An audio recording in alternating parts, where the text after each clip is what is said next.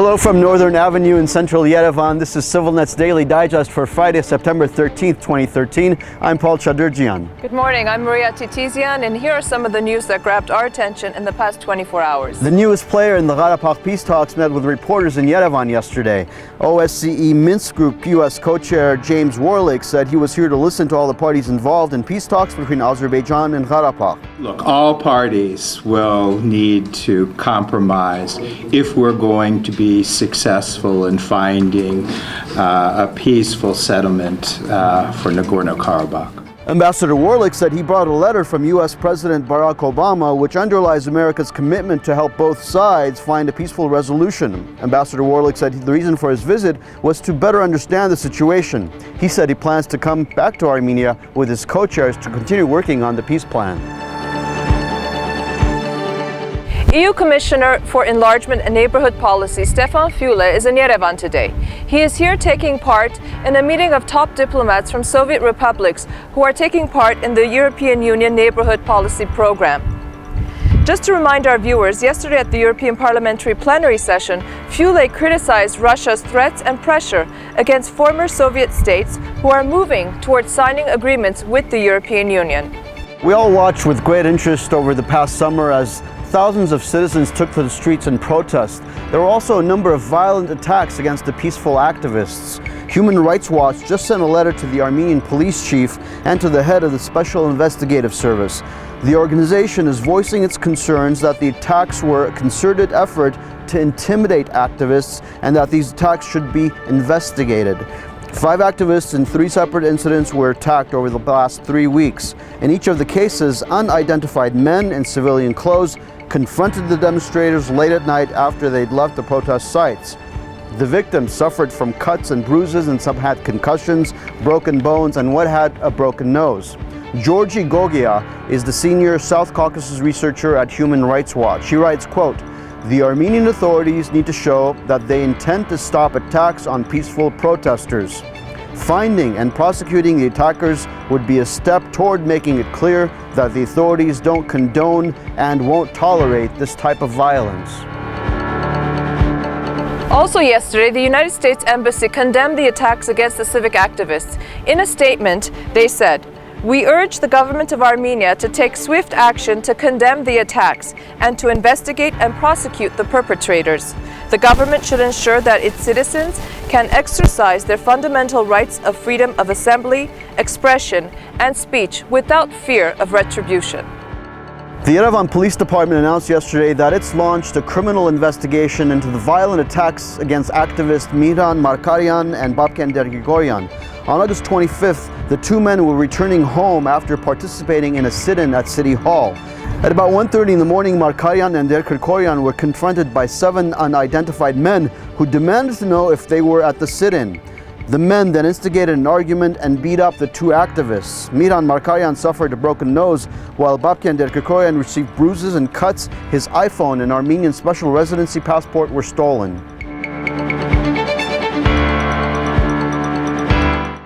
The Monument of Common Conscience was unveiled yesterday, September 12th, in Diyarbakir, Turkey.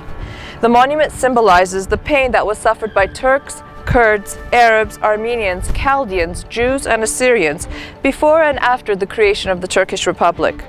During the unveiling, Abdullah Demirbaş, the Kurdish mayor of the Sur municipality of Diyarbakir, said, "We Kurds, in the name of our ancestors, apologize for the genocide of the Armenians and Assyrians in 1915. In China, an Armenian pavilion just opened in the Global Commodity Purchasing Center in Taizu City in Jiangsu Province. The permanent pavilion will showcase Armenian products such as brandy, wine, and juices. Armenia's delegation, led by Prime Minister Dikran Sarkisyan, took part in the opening of the pavilion. Mr. Sarkisyan is there participating in the World Economic Forum 2013. You wouldn't necessarily associate high fashion with Karabakh, would you? Well, there's word this week that the Republic may soon be home to haute couture manufacturers like Versace, Armani, and Prada. NKR Prime Minister Ara Harutyunyan met with Italian business leaders this week to talk about the possibility of producing sportswear in Stepanakert. As expected, some Azeris are already calling for a boycott of Italian brands.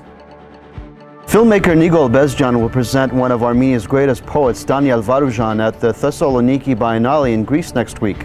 Bezjan will screen 24 minutes of his 3-hour documentary ahead of the film's premiere in Lebanon. Bezjan talked to us today about his most recent project, I Left My Shoes in Istanbul.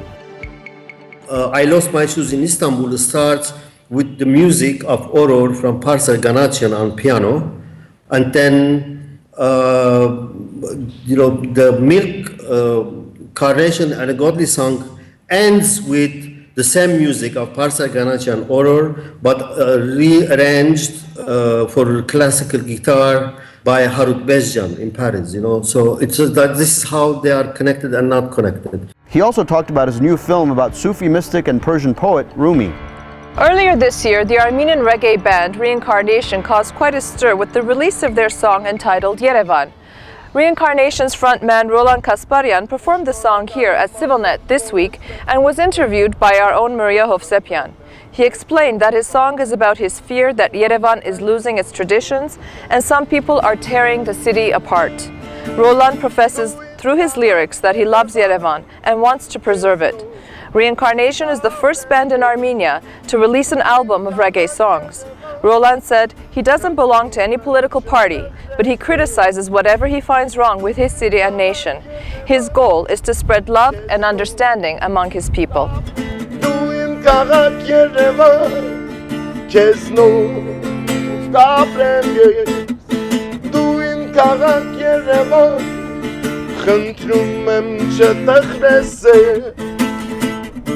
Հիմա քո սրտում ամեն ինչ փոխել են, իրենց կաչխելքով նոր շունչ տվել են, գույներդ փոխվել է, արժեքներդ փոխվել է, շատերը սիրել, բայց հեռացել են.